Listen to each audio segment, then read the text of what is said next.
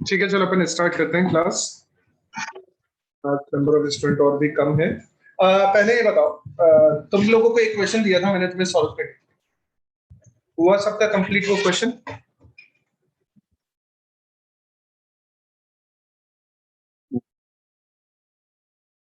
कुछ प्रॉब्लम आई है उस क्वेश्चन में तो एक बार पूछ लो मेरे से।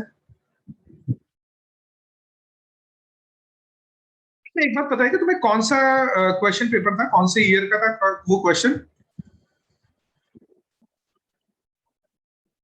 हो गया नेवी? ठीक है। और किसी को कोई प्रॉब्लम आई है उस क्वेश्चन को सॉल्व करने में? वो कॉफी वाला क्वेश्चन था, वो कॉफी ब्लेंड करते हैं।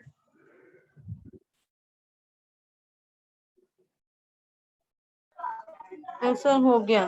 ठीक है ठीक है, चलो अच्छी बात हो गया ना। अपन आज स्टार्ट करेंगे अब पर्ट। ठीक है।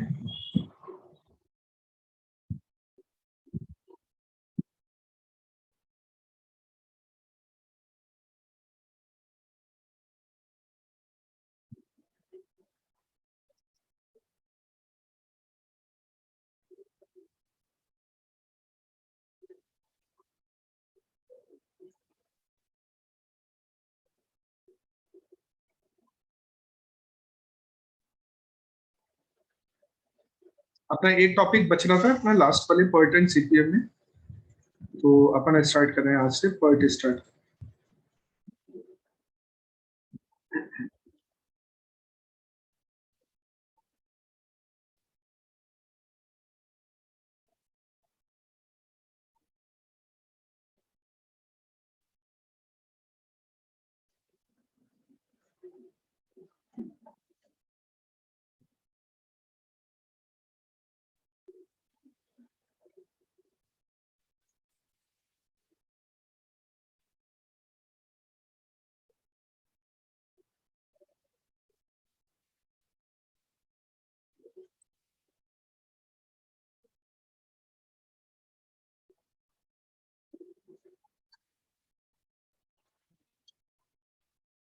पर्ट।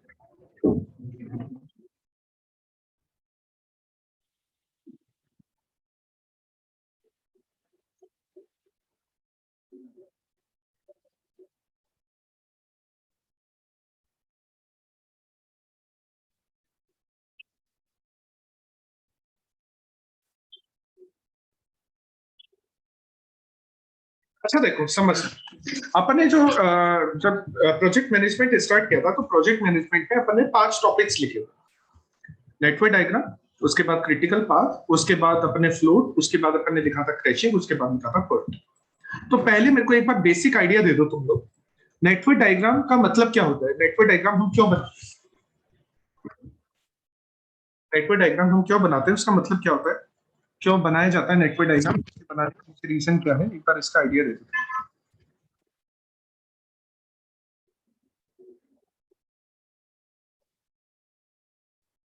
नहीं पता?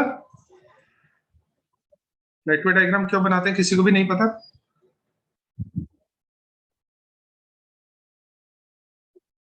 सर हमारा प्रोजेक्ट कब कितने टाइम में कंप्लीट होने वाला है, हम उसको एक प्रेजेंटेशन के मोड में हम कैसे रेडी कर सकते हैं नहीं उसकी। नहीं, देखो मैं बताता हूँ।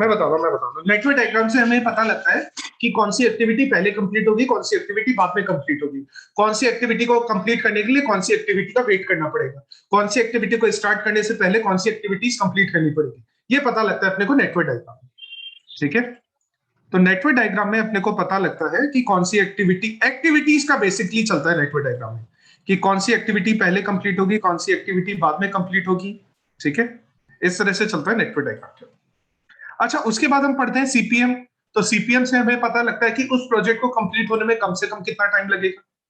ठीक है, क्रिटिकल पाथ जो अपन पढ़ते हैं। उसके बाद अपन पढ़ते हैं फ्लोट। तो फ्लोट से ये पता लगता है कि कौन सी नॉन क्रिटिकल एक्टिविटी को कितना टाइम के लिए क्रैश किया जा सकता है, कौन सी नॉन क्रिटिकल एक्टिविटी को कितना, सॉरी क्रैश नहीं, डिले, कौन सी नॉन क्रिटिकल एक्टिविटी को कितना टाइम के लिए डिले किया जा सकता है अगर जरूरत पड़े तो हमें, तो उसके लिए पढ़ते हैं फ्लोट। और क्रैशिंग पढ़ते हैं कि प्रोजेक्ट का ड्यूरेशन अगर हमें कम करना हो तो उसके लिए हम पढ़ते हैं क्रैशिंग। ध्यान रखना, 2 टॉपिक है अपने, एक टॉपिक है पर्ट और एक टॉपिक है सी। दोनों में फर्क समझना, क्योंकि बहुत ही माइनर डिफरेंस होता है। देखो, पर्ट का मतलब होता है, यानी पहले सीपीएम का मतलब होता है।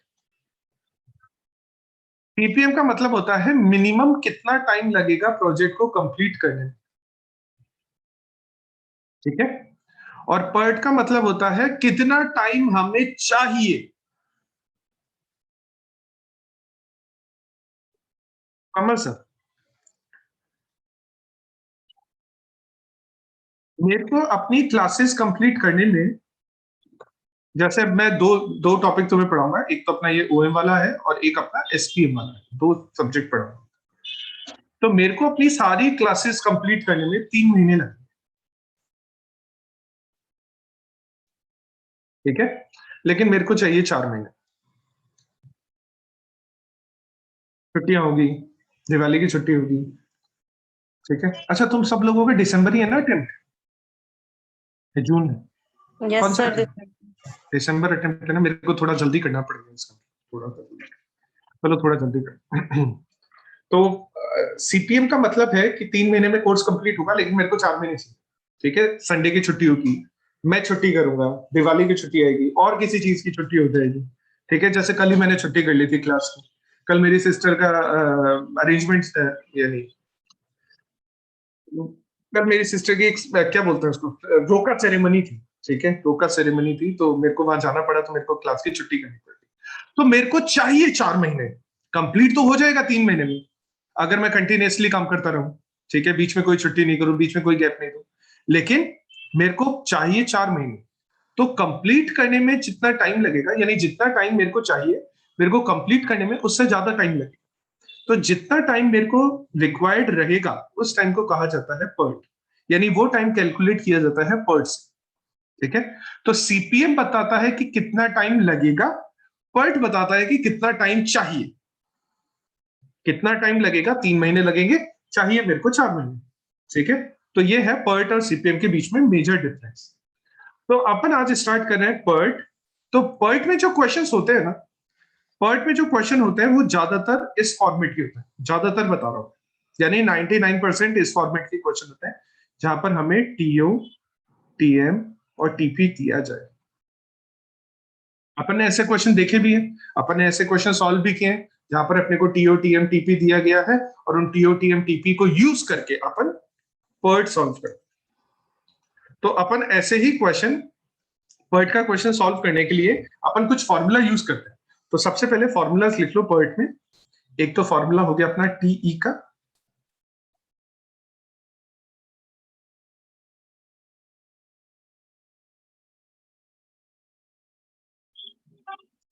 एक फॉर्मूला होता है अपना वेरिएंस का,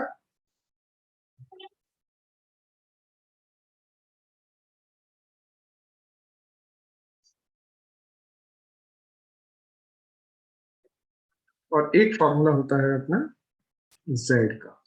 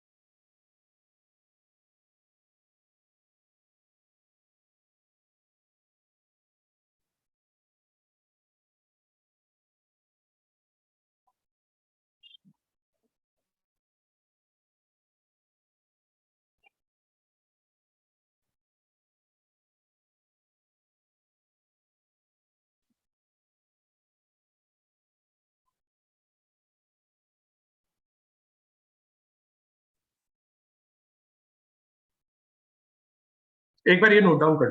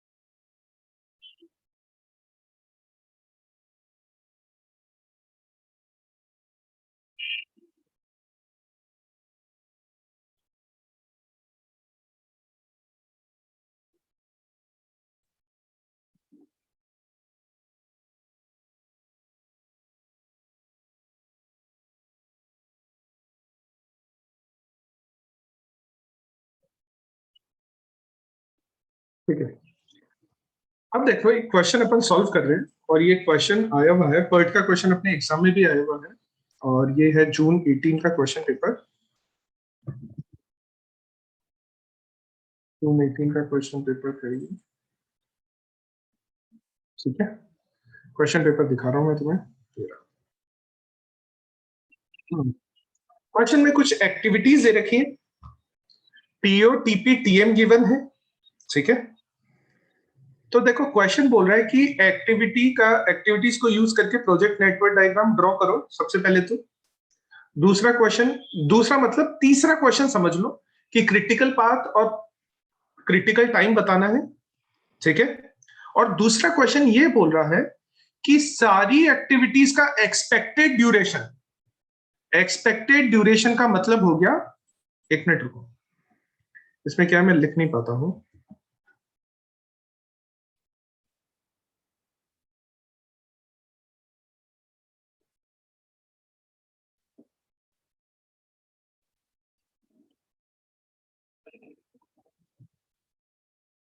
एक्सपेक्टेड ड्यूरेशन का मतलब हो गया टीई,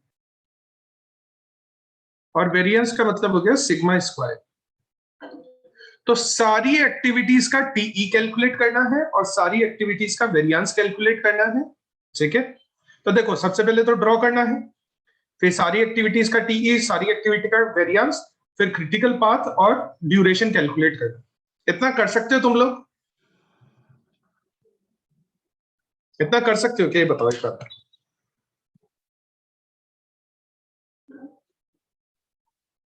ठीक है। अच्छा, प्रोजेक्ट जब अपन बनाते हैं या नेटवर्क डायग्राम बनाते हैं, तो वहां पर जैसे मान लो मैं एक्टिविटी 1 2 लिख रहा हूँ, ठीक है। एक्टिविटी 1 2 है, उसके बाद से 2 से 3, 2 से 4 है। तो 1 2 का ड्यूरेशन कितना लिखूंगा मैं? 1 2 का ड्यूरेशन कितना लिखूंगा? 1 2 का ड्यूरेशन लिखूंगा जो वैल्यू आ रही है टीई की। 2 4 का ड्यूरेशन लिखूंगा जो वैल्यू आ रही है टीई की। 2 3 का ड्यूरेशन लिखूंगा जो वैल्यू आ रही है टीई की, ठीक है। और इस टीई की वैल्यू को यूज करके अपन कैलकुलेशन कर लेंगे क्रिटिकल पाथ की, और वेरिएंस निकालना है अपने को सारी एक्टिविटीज का। तो वेरिएंस का फॉर्मूला मैंने तुम्हें बता ही दिया है कि वेरिएंस का फॉर्मूला क्या होता है। सारी एक्टिविटीज का वो बोल रहा है, वो बोल रहा है ईच एक्टिविटी, ठीक है। Calculate the variance for each activity, तो सारी एक्टिविटी का वेरिएंस निकाल लोगे, तो टेबल यही बनाओगे, ठीक है। अब तुम डिसाइड कर लेना कि टेबल कैसे बनानी है तुम्हें। टेबल बनानी तो यही है, एक इसमें टीई कैलकुलेट करना है सारी एक्टिविटीज का, और एक तुम्हें वेरिएंस कैलकुलेट करना है सारी एक्टिविटीज का। इतना कर दो, नेटवर्क डायग्राम बना लो, क्रिटिकल पाथ कैलकुलेट कर लो, इतना कर दो। ज्यादा से ज्यादा 10 मिनट लगेंगे तुम्हें ये सारा करने, क्योंकि इसमें पर्ट के नाम पे सिर्फ यही क्वेश्चन है, एक लास्ट वाला क्वेश्चन ही पर्ट का है, बाकी सारे क्वेश्चन तो नॉर्मल है।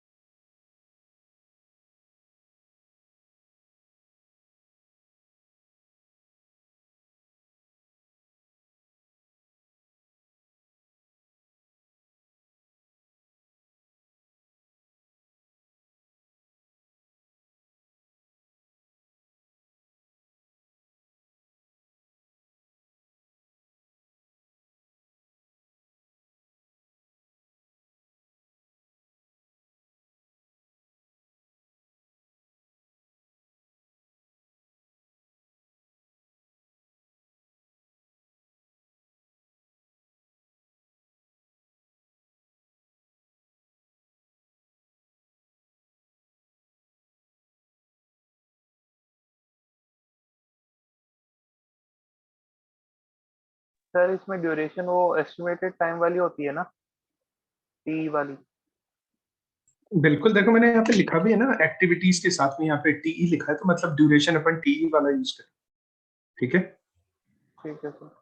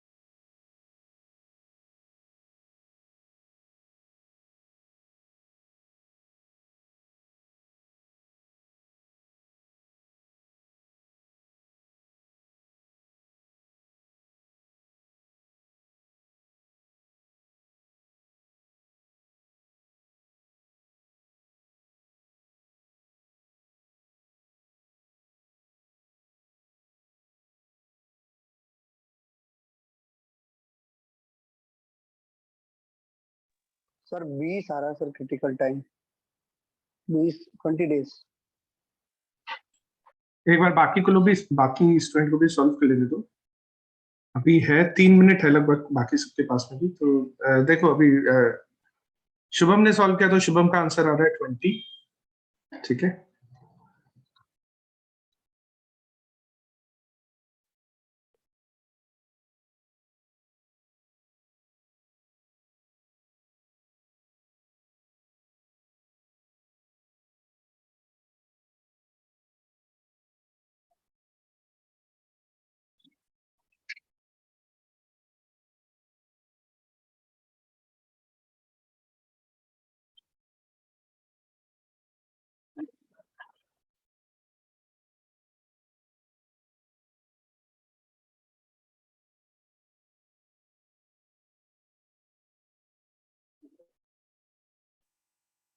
बाकी और किसी का भी सॉल्व हुआ है क्या? उसका भी क्रिटिकल टाइम 20 आ रहा है क्या?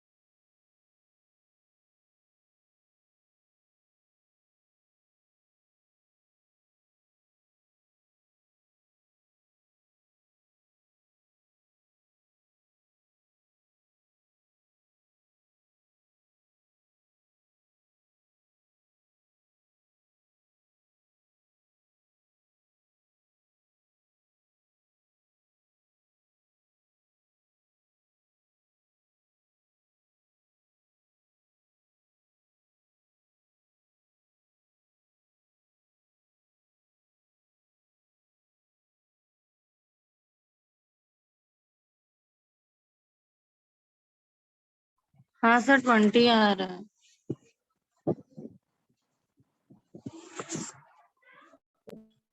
20 आ रहा है सबका आंसर?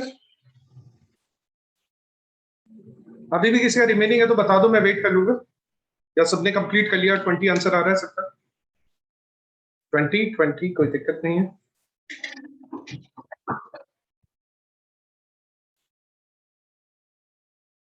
ठीक है, चलो अब समझ रहे हैं। ये तो सारी चीजें हो गई, ये 3 क्वेश्चन थे ना यहाँ पर। ये 3 क्वेश्चन, वैसे तो 4 क्वेश्चन है, लेकिन ये 3 क्वेश्चन यहाँ पर कंप्लीट हो। स्टार्टिंग वाले जो 3 क्वेश्चन थे अपन ने इनको कंप्लीट कर लिया। सर सारी मेरे को एक्टिव ना सर मेरे को जेड निकालना नहीं आया। अरे तो अभी मैंने जेड निकालना सिखाया ही कहा तुम्हें? अब ओके सिखा सर। रहा हूं ना मैं जेड निकालना, तो अब करेंगे अपन वो चीज तो। लेकिन अपने 3 क्वेश्चन सॉल्व हो गए। नेटवर्क डायग्राम बनाना था वो कर लिया। टीई और वेरिएंस निकाल लिया ना सारी एक्टिविटीज का। सारी एक्टिविटीज का टीई और वेरिएंस निकाल लिया। उसके अलावा क्रिटिकल पाथ और प्रोजेक्ट का ड्यूरेशन भी अपन ने कैलकुलेट कर लिया। सर ठीक है, वेरियस नहीं निकाला था, मेरे को ध्यान नहीं था। वेरिएंस तो निकालो, मैंने तो कहा है। ये तो सेकंड क्वेश्चन ही है वेरिएंस का, तो अपन एक को सेकंड वेरिएंस कैलकुलेट करना है। सारी सर, 2 एक्टिविटीज मिनट का रुको। वेरिएंस कैलकुलेट करो, जल्दी करो। सारी एक्टिविटीज का वेरिएंस सबने कर लिया ना कैलकुलेट? बाकी लोगों ने, शुभम ने नहीं किया। बाकी सबका कैलकुलेट हो गया वेरिएंस सारी एक्टिविटीज का? Yes sir. ठीक है, तो अब एक काम करो, मेरे को सारी एक्टिविटीज का वेरिएंस बता दो। या एक काम करते हैं अपन, इस क्वेश्चन को है ना यही सॉल्व कर लेते हैं, यही सॉल्व हो जाएगा, जरूरत नहीं है मेरे को अलग से।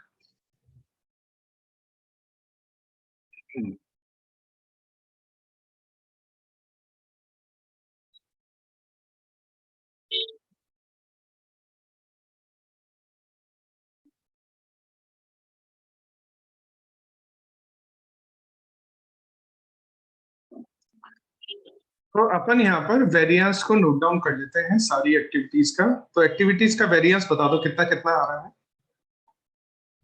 0, इसका आ रहा है 1,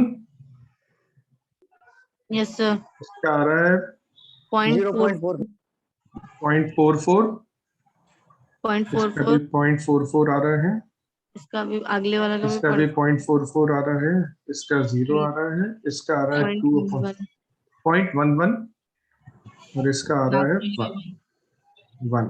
यही आ रहा है सबका।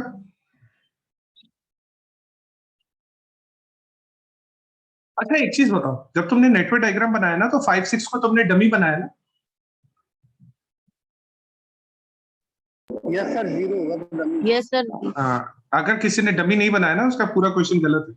5 6 को डमी बनाना है क्योंकि 5 6 का ड्यूरेशन 0। चलो तो देखो एक चीज समझ, अपने को कैलकुलेट करना है the probability that project will completed in 23 weeks. अपने को इसको कंप्लीट करना है, ठीक है। अपन और भी क्वेश्चन देखेंगे, फिलहाल अपन इस क्वेश्चन को सॉल्व करें कि 23 वीक्स में कंप्लीट होने की प्रोबेबिलिटी बताओ। तो प्रोबेबिलिटी को अपन बोलते हैं जेड। जेड को अपन ने यहाँ पर लिखा है कंडीशनल प्रोबेबिलिटी, ठीक है। अगर तुम यहाँ पर देखोगे तो जेड का मतलब है कंडीशनल प्रोबेबिलिटी, तो प्रोबेबिलिटी को अपन बोलते हैं जेड। तो जेड का अगर अपन फॉर्मूला यूज करें तो जेड का फॉर्मूला होता है x minus x bar upon standard error, ये फॉर्मूला होता है, ठीक है।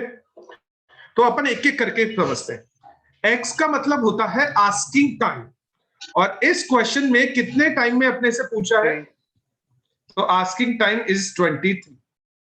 एक्स बार का मतलब होता है क्रिटिकल टाइम, और इस नेटवर्क डायग्राम का क्रिटिकल टाइम कितना आ रहा है 20। एक अपने को कैलकुलेट करना है स्टैंडर्ड एरर। तो स्टैंडर्ड एरर की जो कैलकुलेशन होगी ना वो बिल्कुल अलग होगी। स्टैंडर्ड एरर की कैलकुलेशन करने के लिए अपन क्या करेंगे, अपन एक देखो इसको मैं इस पेज पर कर देता हूं सॉरी। अपन अलग से कैलकुलेशन करेंगे, तो अपन लिखेंगे कैलकुलेशन ऑफ स्टैंडर्ड एरर। कैसे कैलकुलेट करेंगे समझना। स्टैंडर्ड एरर जिसको अपन बोलते हैं स्टैंडर्ड एक्स बार, इसको अपन ये बोलते हैं। स्टैंडर्ड एरर का मैंने एक मीनिंग लिखवाया है standard deviation of critical path. अच्छा इस क्वेश्चन में अपना क्रिटिकल पाथ क्या है? सर 1 2 3 5 6 7। सर 5 नहीं हो सकता। मेरे को नहीं पता, तुम लोगों ने कैलकुलेट। 1 2 3 5 6 7 और बाकी और कोई बताओ, क्योंकि शेफाली और ये दोनों तो अलग अलग बता रहे हैं। 1 2 3 समृद्धि का 1 2 3 5 6 7। तो शेफाली एक बार तुम्हारा 5 चेक करो, 5 तक तो क्रिटिकल हो रहा होगा। वो सर एक्चुअली में वो डमी है ना, इसलिए ये ऐसे बोल रही उससे है। उससे कोई फर्क नहीं पड़ता, डमी है तो भी क्रिटिकल है वो क्रिटिकल पाथ में आ रहा है। तुम 5 तुम मानो, तुम एक चीज शेफाली एक बात, तुमने क्रिटिकल पाथ क्या बनाया, तुमने क्या लिखा है क्रिटिकल पाथ में? हाँ सब मैंने ना वो वही लिख दिया 1 2 3 डायरेक्ट डमी ली नहीं और डायरेक्ट लिख दिया 6 7। तो 3 से 6 पहुंच सकते होगे तुम डायरेक्ट? नहीं सर, या तो 4 पे जाना पड़ेगा या 5 पे, तो 4 पे तो इक्वल आ नहीं रहा। तो 3 5 6 7 होगा फिर, ठीक है ना? हाँ सर। ठीक है ठीक है।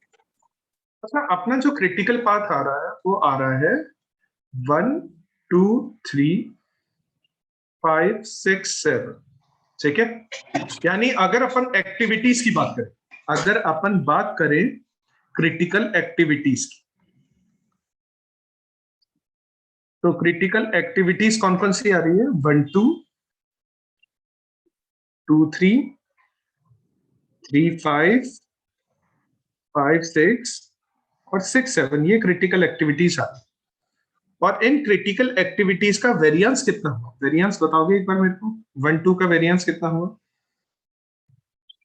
0 0 1 1 0.44 0.44 0 1। और 1 2 का वेरिएंस 1 आ रहा है और 0 आ रहा है। एक बार मैं चेक कर 1 2, हाँ ठीक है, वो सब इक्वल है इस वजह से, ठीक है। अच्छा अगर इनमें सारे वेरिएंस का टोटल करता हूं तो वेरिएंस का टोटल होता है 2.44, समझना। अच्छा मैंने ये जब वेरिएंस का टोटल किया है तो मैंने सारी क्रिटिकल एक्टिविटीज के वेरिएंस का टोटल किया है ना, मैंने सारी क्रिटिकल एक्टिविटीज के वेरिएंस का टोटल किया है, मतलब मैंने इन सबके वेरिएंस का टोटल किया है। अगर तुम डायरेक्टली समझोगे तो मैंने ये जो टोटल किया है ना, वो सारी क्रिटिकल एक्टिविटीज का वेरिएंस का टोटल है और वो क्रिटिकल पाथ का टोटल है। अगर मैं इसको बोल देता हूं वेरिएंस ऑफ क्रिटिकल पाथ,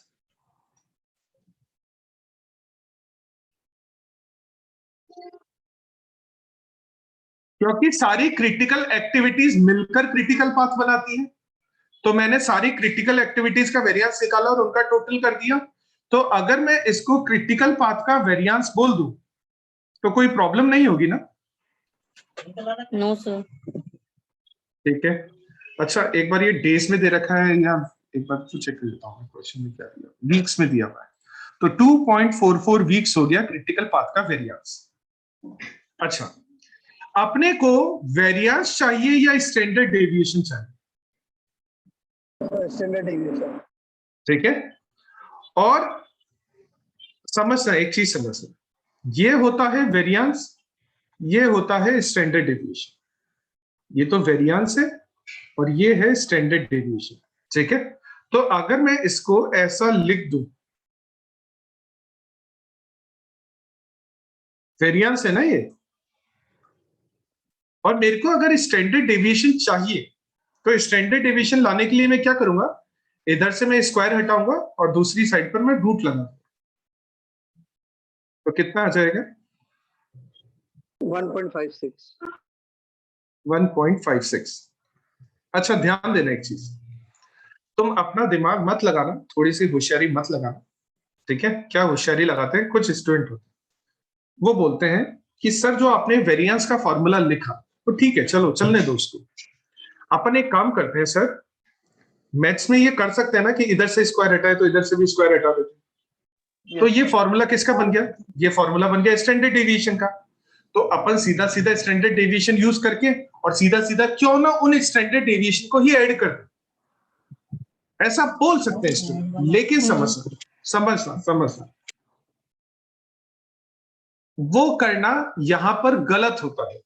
अगर तुम डायरेक्ट स्टैंडर्ड डेविएशन कैलकुलेट करना स्टार्ट कर दोगे ना तो यहां पर गलत होगा। रीजन मैं बताता हूं क्यों। क्योंकि हमें क्रिटिकल पाथ का स्टैंडर्ड डेविएशन चाहिए, तो अगर हमें क्रिटिकल पाथ का स्टैंडर्ड डेविएशन चाहिए तो तुम पता है क्या करोगे, तुम एक प्रॉब्लम होती है जब एक चीज समझो, जब भी तुम प्लस माइनस करते हो ना कोई चीज, प्लस माइनस कर, तो प्लस माइनस करने से एक प्रॉब्लम अकर होती है और वो प्रॉब्लम होती है उसकी स्टेबिलिटी। मैं तुम्हें एक एग्जांपल समझाऊं। तुम लोगों ने सुना होगा कि अर्थमेटिक मीन और ज्योमेट्रिक मीन दो तरह के मीन्स होते हैं, अर्थमेटिक और ज्योमेट्रिक मीन। दोनों मीन में कौन सा ज्यादा यूज किया जाता है, अर्थमेटिक या ज्योमेट्रिक?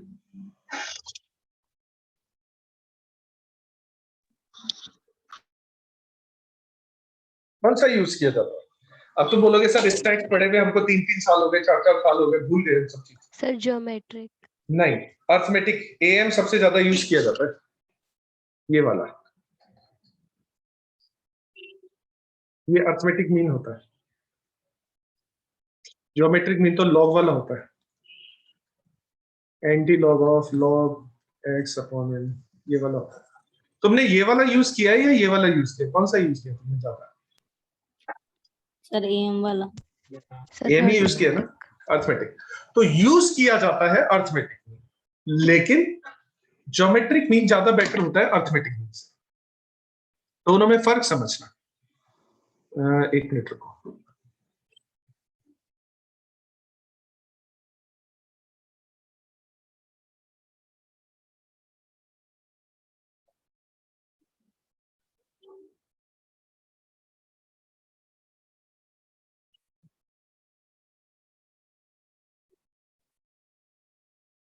देखो अभी तुमने क्या बोला, यूज किया जाता है अर्थमेटिक मीन, ठीक है, लेकिन एक क्वेश्चन पढ़ना, why is geometric mean more accurate then arithmetic mean? Why is geometric mean is more accurate? यहाँ पर ये तो क्वेश्चन, ये तो कुछ और गिवन है, लेकिन यहाँ पर ये क्वेश्चन है और इसका एक आंसर भी है यहाँ पर, ठीक है। और आंसर में दिया देखा है कि geometric mean a more accurate measure than arithmetic mean, है ना, ठीक है। अब समझ, मैं इसका रीजन बताता हूँ ऐसा क्यों होता है। अर्थमेटिक मीन ज्योमेट्रिक मीन से ज्यादा बेटर क्यों होता है, इसके पीछे एक बहुत बड़ा रीजन है। पता रीजन क्या? अर्थमेटिक मीन में चलता है एडिशन और ज्योमेट्रिक मीन में चलता है मल्टीप्लिकेशन। अब तुम बोलोगे सर क्या फर्क पड़ेगा कि हम एडिशन यूज करें या हम मल्टीप्लिकेशन यूज करें, उससे क्या फर्क पड़ने वाला है, ठीक है। कुछ क्या फर्क पड़ने वाला है कि अर्थमेटिक मीन करने के लिए एडिशन यूज करें या हम मल्टीप्लिकेशन यूज करें? बहुत फर्क पड़ता है, रीजन, और मैं फर्क भी बताता हूँ तुम्हें क्या फर्क पड़ता है। हो सकता है तुम नहीं समझो उस चीज का, क्योंकि तुम्हारे लिए ना स्टैटिस्टिक्स या तुम्हारे लिए एएमजीएम ऐसा हो गया कि एक तो तुम्हें पढ़ने टाइम हो गया प्लस तुम्हारे काम भी नहीं होता, लेकिन मैं एक फर्क समझाने की कोशिश करता हूँ। जब बात की जाती है एक्यूरेसी की तो समझ, मान लो हम है ना दो चीजों को मिक्स कर रहे हैं। मान लो कि कैसे एग्जांपल दूं,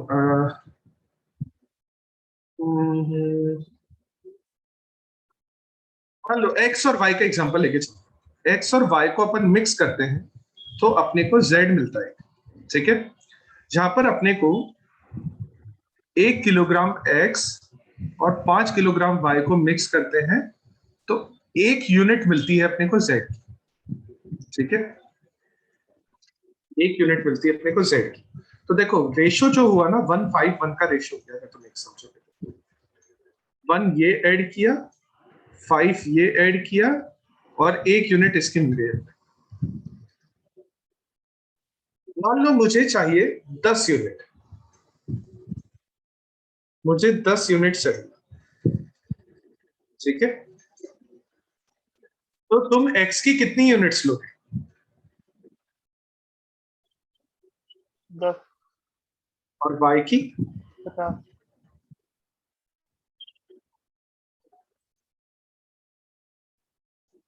y की 50 यूनिट लोगे ना? समझ ना, अगर मैं 1 से 10 पर पहुंचना चाहूं,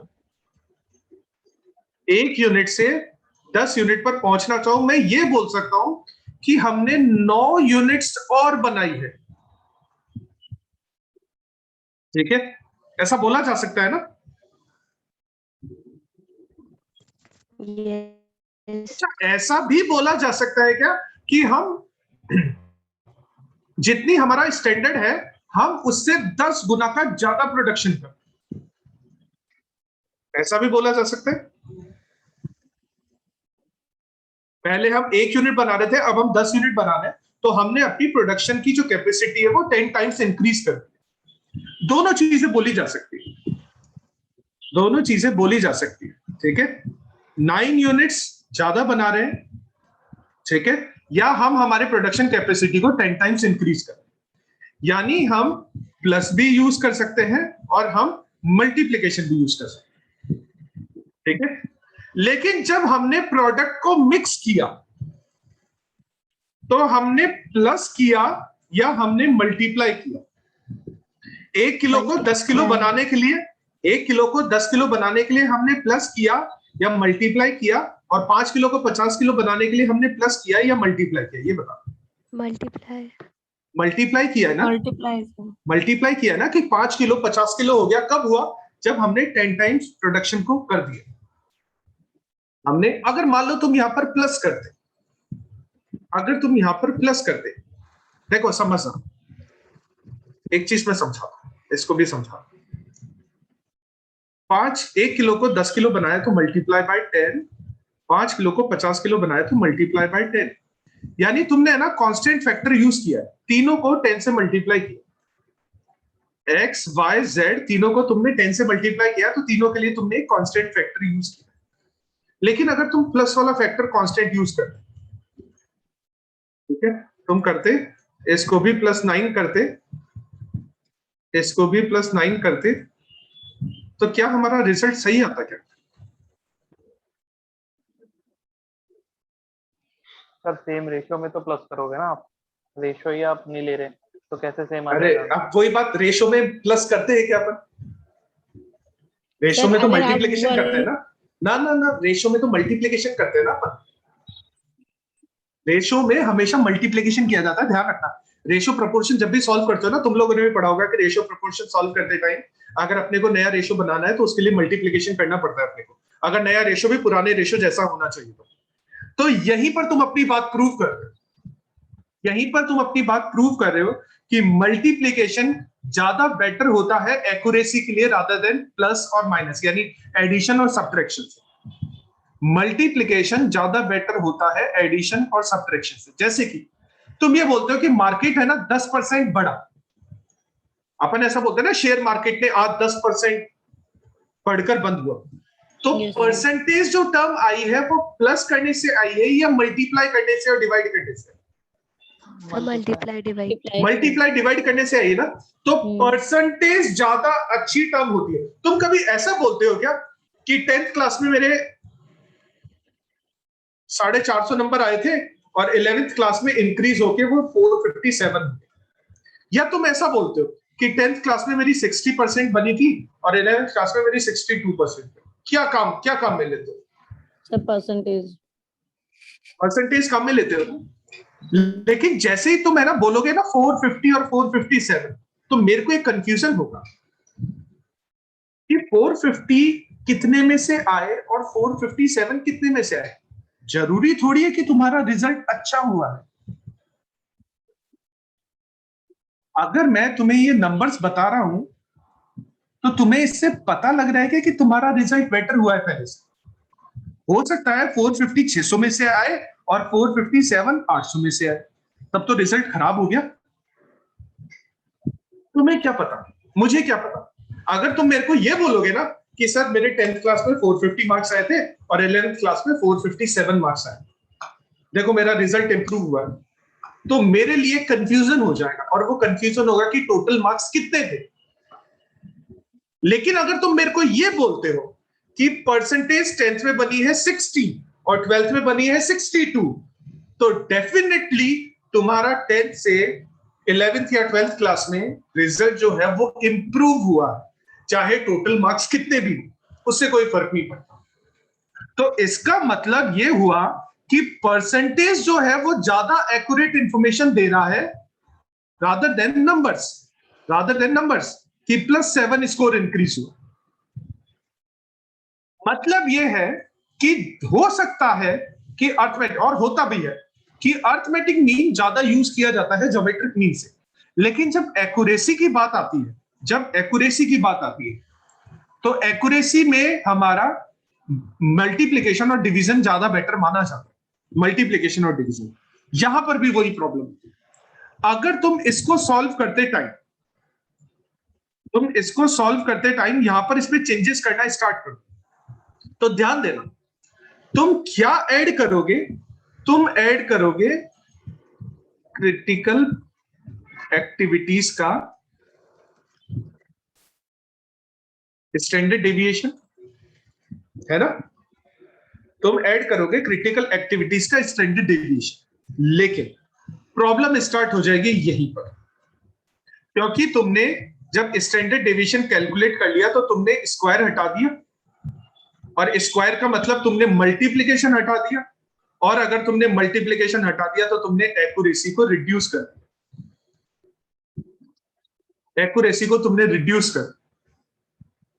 ठीक है, इसलिए ध्यान देना, जब क्रिटिकल पाथ के स्टैंडर्ड एरर की कैलकुलेशन स्टार्ट की जाती है तो स्टैंडर्ड एरर की कैलकुलेशन स्टार्ट की जाती है वेरिएंस से। ठीक है, अब तुम बोलोगे सर आपने भी तो यहां पर एक्यूरेसी को रिड्यूस कर दिया। जब आपने यहां पर स्क्वायर हटाया तो आपने भी तो एक्यूरेसी को रिड्यूस कर दिया। मैं बोलूंगा ठीक है मैंने कर दिया, लेकिन मैंने कितनी बार एक्यूरेसी को रिड्यूस किया, या मैंने कितनी बार एक्यूरेसी को कम किया? एक बार। तुम लोग करते 5 बार, तो मेरा रिजल्ट ज्यादा एक्यूरेट माना जाएगा तुम्हारे रिजल्ट से। ठीक है, तो ध्यान देना एक चीज कि यहां पर जब तुम कैलकुलेशन करो ना तो प्लीज अपना दिमाग मत लगाना, स्टैंडर्ड डेविएशन डायरेक्ट कैलकुलेट मत करना, वेरिएंस से कैलकुलेशन करना और वेरिएंस को स्टैंडर्ड डेविएशन में कन्वर्ट करना। अपना दिमाग मत लगाना कि इधर से अपन वेरिएंस पहले स्क्वायर पहले ही हटा दे और बात वाली सारी कैलकुलेशन कर दे, प्लीज ऐसा मत करना, क्योंकि गलत हो जाता है इससे कुछ, और 100% है गलत होगा इससे। सर ठीक ये है, डेल्टा स्क्वायर वेरिएंस है ना? डेल्टा नहीं है, सिग्मा है। Sigma square. हाँ हाँ, वेरिएंस है, ये वेरिएंस है, और हमें फॉर्मूला में चाहिए स्टैंडर्ड डेविएशन, तो हमने स्टैंडर्ड सर? डेविएशन कैलकुलेट किया। हाँ हाँ बोलो। सर हमने जो ये 2.44 निकाला, ये हमारे पास वेरिएंस आया है, मतलब अपन जो ये लिखते हैं ना ये स्क्वायर में है अभी। अब अपन ने जो अभी फॉर्मूला पुट किया इधर, ये स्टैंडर्ड एक्स बार का स्क्वायर है, तो इन दोनों में डिफरेंस नहीं होगा क्या सर? स्टैंडर्ड के स्क्वायर स्टैंडर्ड में एक्स बार का स्क्वायर, कौन सा फॉर्मूला की बात कर रहे हो? मैंने कौन सा फॉर्मूला लिखा है स्टैंडर्ड एक्स बार का स्क्वायर? स्टैंडर्ड एक्स बार का स्क्वायर कौन सा फॉर्मूला है, ये बताओ मेरे। नहीं सर, अभी जो सॉल्यूशन करा हुआ है ना, हाँ हाँ, सॉल्यूशन में, हाँ हाँ, जो एरर इसमें क्या? वाला है। हाँ हाँ, इसमें बताओ, इसमें हाँ क्या सर, किया? इसमें इसको लिख सकते हैं क्या ऐसे अपन? हाँ लिख सकते हैं बिल्कुल। मतलब अपने अगर तुम पास सिर्फ ये लिख रहे हो ना, तो ये तो है वेरिएंस। अगर तुम उसके सर। नीचे एक्स बार लगा रहे हो तो एक्स बार को अपन क्रिटिकल बोलते हैं, हाँ तो ये क्रिटिकल पाथ का वेरिएंस होता है।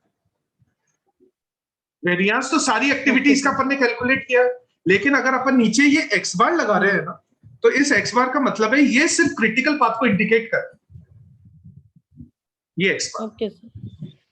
ठीक है, तो देखो अपना जो वेरिएंस, मैं तुम्हें टाइम दूंगा अभी नोट डाउन करने का, तुम अभी वेट करो थोड़ा सा। अपना जो क्रिटिकल पाथ का वेरिएंस स्टैंडर्ड डेविएशन आया वो आया 1.56, तो अपन यहां पर वैल्यू पुट कर देते हैं 1.56, और इसको सॉल्व करेंगे तो इसका रिजल्ट कितना आएगा, एक बार इसको सॉल्व करके बताओ। z को सॉल्व करने पर रिजल्ट कितना आएगा? 3/1.56, तो रिजल्ट आएगा 1.92, यही आएगा इसका रिजल्ट। Yes sir. और z की वैल्यू 1.92 पर कितनी होती है, ये क्वेश्चन में गिवन है अपने, और ये गिवन भी होगा। ठीक है, z की वैल्यू 1.92 पर कितनी होती है, और परसेंटेज में चेंज करें तो 97.26% आंसर। कोई प्रॉब्लम है तो पूछ लो इसमें। सर ये क्वेश्चन 3+3+2+2 में था, ठीक है सर? मैंने नेटवर्क डायग्राम बनाया। एक मिनट, क्या बोल रहे हो? 3+3+? सर ये मार्क्स जो दिए हैं इसमें, हाँ हाँ हाँ हाँ हाँ, नेटवर्क डायग्राम बनाते मुझे 3 नंबर तो मिल गए, ठीक है सर? ये find expected duration and variance, ये जो अपन ने सिग्मा स्क्वायर निकाला था वही वेरिएंस था? वही वेरिएंस है, और TE expected duration, expected duration of each activity. हाँ हाँ, तो वो करते ही तुम्हें 3 मार्क्स और मिल गए। ये find critical path and expected, critical path बता दूं, और वो जो एंड पे टाइम आता है वो एक्सपेक्टेड लेंथ 20 जैसे इस क्वेश्चन में 20 आ रहा है, तो उसके 2 नंबर और मिल गए, और ये z की कैलकुलेशन करने के 2 नंबर और मिल गए, तो 10 नंबर मिल गए। मतलब ये 2 नंबर कट जाता है क्योंकि ये आता नहीं है। अगर तुम ये प्रोबेबिलिटी वाला क्वेश्चन नहीं करोगे तो 2 नंबर कम हो जाएंगे। ठीक है सर। तो तुम चाह रहे हो क्या नहीं करो? आसान है प्रोबेबिलिटी। नहीं सर, ये मैं वो देख रहा था जितना मुझे आता था उसके बेसिस पे क्या ही मेरे नंबर रहते, ये आता नहीं था ना सर। तो इस क्वेश्चन में कोई प्रॉब्लम है तो एक बार वो पूछ लो मेरे से। अच्छा है ना, क्वेश्चन चेंज भी हो सकते हैं, ध्यान देना। यहाँ पर उसने ये जो प्रोबेबिलिटीज वाली वैल्यू निकाल रखी है ना, ये सारी वैल्यूज है ना, मैंने तुम्हें निकालना सिखाया था इंटर के अंदर। ठीक है, एक टेबल होती है, उसको बोला जाता है area under normal curve table, area under velocity time, area under normal curve की एक टेबल होती है। ठीक है, इस टेबल को यूज करके ये कैलकुलेशन की जाती है। जैसे अभी है ना, अपनी वैल्यू आ रही है 1.92 आई है ना, अपनी वैल्यू 1.92। ठीक है, तो 1.92 देखो,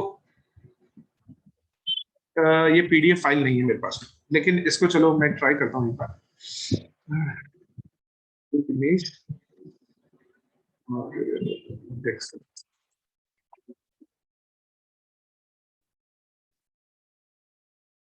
इसको एडिट कर सकते हैं, ठीक है। देखो 1.92 की जो वैल्यू है ना, वो एक्चुअल में इस टेबल से उठाई है अपन। 1.92 की जो वैल्यू है, देखो 1.9 तो ये रहा,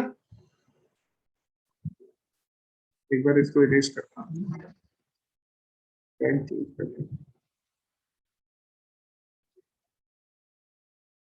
1.9 तो ये रहा, देखो दिख रहा होगा तुम्हें, और 1.9 पर 2 की वैल्यू ये रही, 2 की वैल्यू ये रही, 1.9 पर 2 की वैल्यू। Yes sir. अच्छा, ये वाली जो वैल्यू यहाँ पर क्वेश्चन में लिखी है ना, ये सारी वैल्यूज है ना, इसी टेबल से आई है यहाँ पर। ये जो सारी वैल्यूज है यहाँ पर, ये इसी टेबल से आई। जैसे कि मैं तुम्हें बताता हूं, जैसे 1.91 है, अच्छा ये 1 की वैल्यू नहीं है, ये 1.90 की वैल्यू। 1.91 की वैल्यू है 9719, ठीक है। तो ये रही वैल्यू 9719। अच्छा, तुम्हारे को एग्जाम में टेबल तो मिलने वाली है नहीं, तुम्हारे को नहीं मिलेगी एग्जाम में टेबल, तुम्हारे को इसी तरह से हिंट गिवन होगी, जैसे इस क्वेश्चन में हिंट गिवन, और उन हिंट में से कोई एक वैल्यू तुम्हें, तुम्हारा आंसर आ जाएगी। जैसे इस क्वेश्चन में आंसर आ गया 97.26%। अच्छा मान लो, एक बार एक काम करो जल्दी से तुम लोग, एक काम करो तुम लोगों ने अगर नोट डाउन नहीं किया है तो एक बार इसका स्क्रीनशॉट ले लो, क्योंकि अपने पास थोड़ा सा टाइम कम है। एक बार स्क्रीनशॉट ले लो इसका, ठीक है। अच्छा, ये जो स्क्रीनशॉट है ना, ये एक्चुअल में वर्किंग नोट है, और ये वर्किंग नोट बनेगा इस Z वाली कैलकुलेशन के बाद, यानी कैलकुलेट तो पहले ही हो जाएगा, लेकिन तुम लिखोगे इसके बाद, इसके बाद में आएगा वर्किंग नोट लिखने के अंदर। तो एक बार है ना, तुम इसका भी स्क्रीनशॉट ले लो, ताकि तुम्हें पता रहे कि आंसर अपन ने कैसे कर दिया। मैं क्या है, जल्दी से एक क्वेश्चन और छोटा सा करवाना चाहूंगा सर। हाँ, ये जो प्रोबेबिलिटी निकाल के ये निकाला है, इसको कहते हैं पर्ट। इसको बोलते हैं पर्ट। पर्ट बताता क्या है सर हिंदी में? पर्ट बताता है कि अगर तुम 23 वीक का टाइम मांगोगे ना जी, तो तुम्हारा प्रोजेक्ट कंप्लीट होने के चांस है 97%।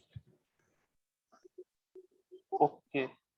ये बताता है पर्ट, ठीक सर है पूरे 100% चांसेस कहाँ मिलेंगे? ना, 100% कभी भी नहीं होते चांस, किसी भी प्रोजेक्ट के कंप्लीट होने के 100% चांस कभी भी नहीं। 100% जो प्रोबेबिलिटी होती है ना, 100% जो प्रोबेबिलिटी होती है ना, वो केवल यूनिवर्सल ट्रूथ की होती है, उसके अलावा किसी भी चीज की 100% प्रोबेबिलिटी नहीं। ठीक है सर। सिर्फ यूनिवर्सल ट्रूथ होते हैं जिनकी 100% प्रोबेबिलिटी होती है, और सिर्फ एक इवेंट बोले जाते हैं, मेरे को नाम याद नहीं आ रहा अभी इसका, मैं बता दूंगा कल। एक ऐसे इवेंट होते हैं जिनकी 0% प्रोबेबिलिटी होती है, बाकी 0 और 100 के बीच में ही होता है जो भी कुछ होता है। जैसे अगर तुम ये वाली टेबल भी देखोगे ना, तो देखो इस टेबल में भी 99% लास्ट है। वैसे इसने 100 भी कर रखा है, लेकिन ये 100 नहीं होता, ये ऐसे चलता ही रहता है। ये 9999 है ना, ये क्योंकि चलता है। ये कर्व जहां तक है, ये कभी लाइन को टच नहीं करता। हाँ, ये कभी टच नहीं होगा लाइन को, और अगर ये कभी लाइन को टच नहीं होगा ना, तो कभी 100% नहीं होगा। सर पर्ट की फुल फॉर्म क्या है? Program evaluation and review technique. मैंने जब तुम्हें पढ़ाया था ना, प्रोजेक्ट मैनेजमेंट स्टार्ट किया था, तब मैंने तुम्हें लिखवाई थी, तुम देख लेना। ठीक है सर। एक क्वेश्चन जल्दी से सॉल्व करना है। मान लो यहाँ पर 23 की जगह 21 वीक होता, तो बाकी सारी वैल्यू सेम रहती, बस 23 की जगह 21 आ जाता, और इसको सॉल्व करने पर क्या रिजल्ट आता? 0.64। 0.64। अच्छा, इस 0.64 की वैल्यू अगर तुम्हारे पास ये क्वेश्चन आता ना, तो 0.64 की वैल्यू तुम्हें क्वेश्चन में गिवन होती। अगर तुम्हारे एग्जाम में ये क्वेश्चन आएगा तो 0.64 की वैल्यू तुम्हें गिवन होगी, लेकिन एक बार के लिए अपन इसको चेक कर लेते हैं टेबल से। तो देखो 0.6 ये रहा, और 0.6 पर 4 ये है 7389। हाँ 0.7389। 0.7389 आंसर होगा फिर, यानी इसकी प्रोबेबिलिटी हो जाएगी और 73%। 89%। ठीक है, दिक्कत? No sir. नहीं, और अपन क्वेश्चन है, फिर अपन और क्वेश्चन कल वाली क्लास में करते हैं इसकी पॉइंट की। ठीक है, आज के लिए इतना ही काफी है, ध्यान रखना सब लोग अपना, और अगर कोई प्रॉब्लम सर आती है तो आप कल होमवर्क दे दो। पॉइंट के लिए चलो एक काम करो, होमवर्क ले लो एक तो।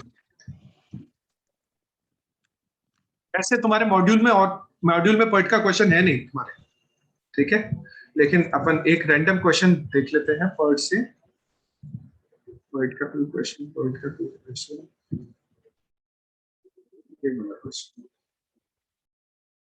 ये है ना, देखो सुनो इसको, है ना, वैसे तो ये क्वेश्चन है ना तुम्हारे उसका है, क्या बोलते हैं, क्रैशिंग का, ठीक है, तो लेकिन तुम इसको क्रैशिंग तक मत करना, ये क्रैश वाला ये छोड़ देना तुम एक बार, ये लास्ट में जो ये 2 कॉलम्स बने हुए हैं ना, ये छोड़ देना, बाकी इस क्वेश्चन को सॉल्व कर लेना तुम एक बार। इसका स्क्रीनशॉट नहीं हो रही, स्क्रीन शो नहीं हो रही, एक मिनट रुको। Yes sir.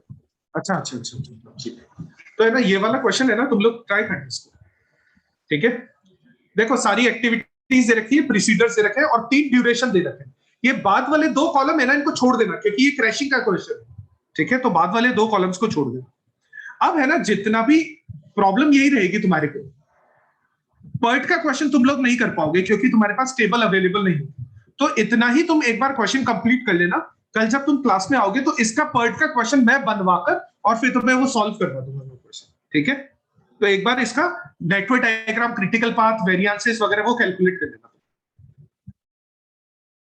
ठीक है। चलो आज के लिए काफी इतना, फिर तुम भी नेक्स्ट क्लास ज्वाइन करो, ध्यान रखना।